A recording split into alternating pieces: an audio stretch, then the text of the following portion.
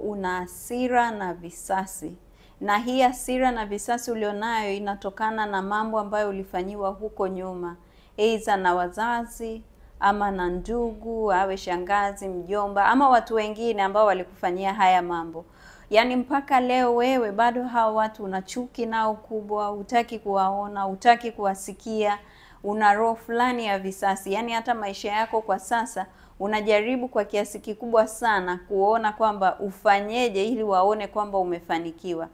Yaani hata kazi unayofanya ni kwa jitihada waone kwamba kweli wewe umefanikiwa na haujashindwa, kama ambavyo labda walikuwa wanakuambia kwamba wewe utashindwa, kwamba wewe hauna akili na vitu kama hivyo na hivyo.